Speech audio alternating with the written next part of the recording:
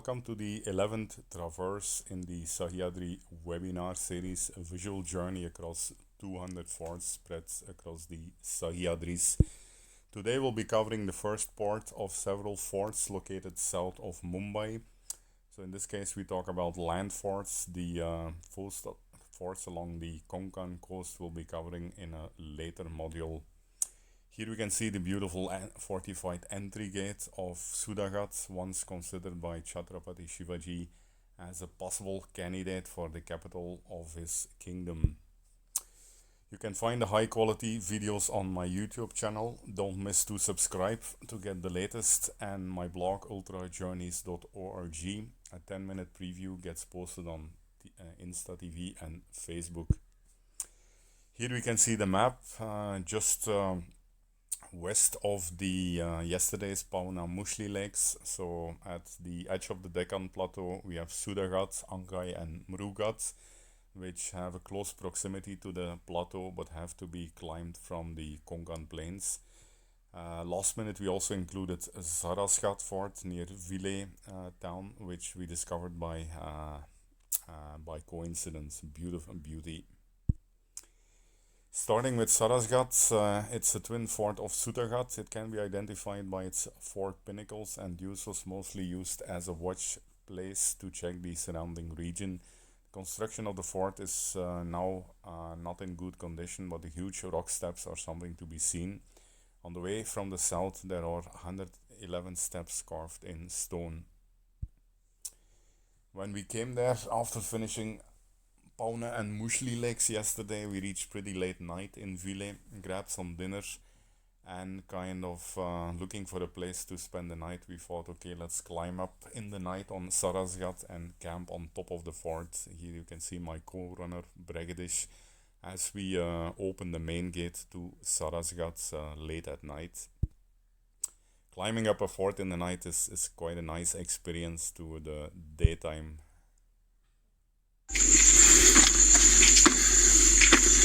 We reached the main entry gate of the fort here. The door seems to be closed. Oh, lucky it's open. We're now entering the top section of big caves on top for the guardians of the fort. And climbing up to the final staircase now, which should lead us to the top.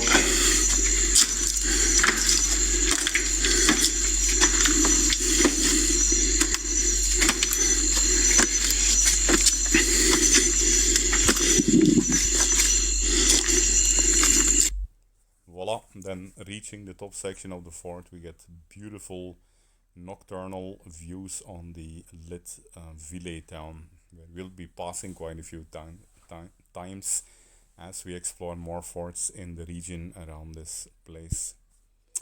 We then settle down in a small temple on top next to a pond. Pretty heavy mosquito attack that night, but quite peaceful in terms of higher altitude climate than the sweaty, humid Konkan plains at the base. Can find some beautiful engraved stones near the same place.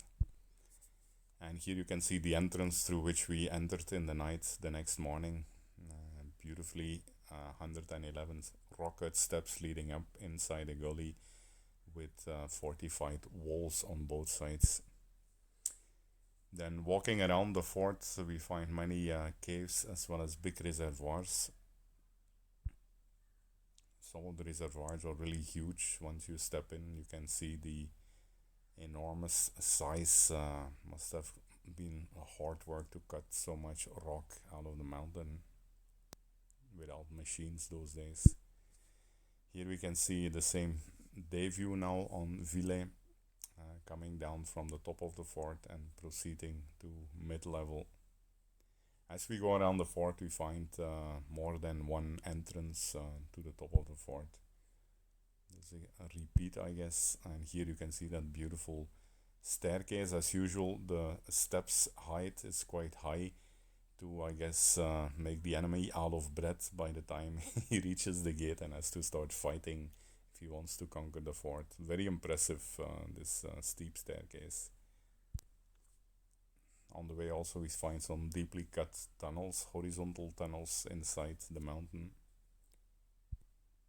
And here a view from a little bit lower, so almost impregnable, those steep rock faces up there.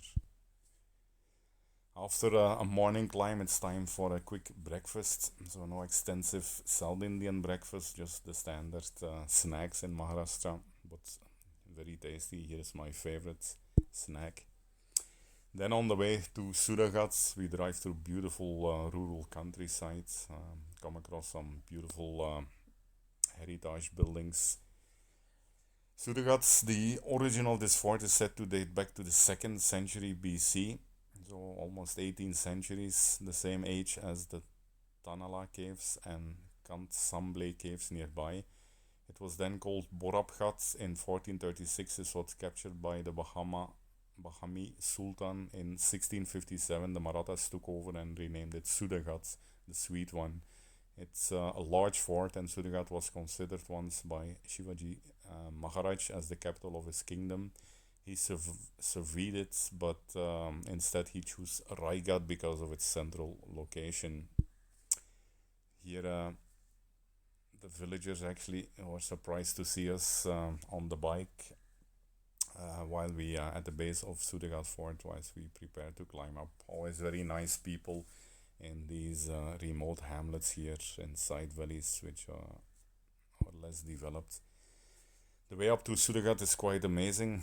A broad, big staircase laid out through lush green jungle initially, kind of going in between the Deccan and the main Suraghat hill.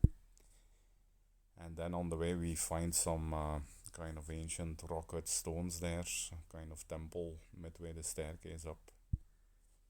Finally we reach the majestic entry here, heavily fortified with 2 big bastions before you enter the main gate, seen here from above. Voila, here an inside look from that same main gate, cut out in the rocks basically. On top then of Suraghat, it's a vast place actually, with a couple of buildings where I believe there are some locals staying, as well as one beautiful wooden temple here, and some old engraved stones again, which have been found and assembled near the temple. Again we find some rock quartz, which we have been seeing quite a lot across the Sahyadris. Here again some ancient kind of temple on the large plateau of Suraghat. We also find some hiking crew there, given its proximity I guess to Mumbai. It's frequented by hiking groups.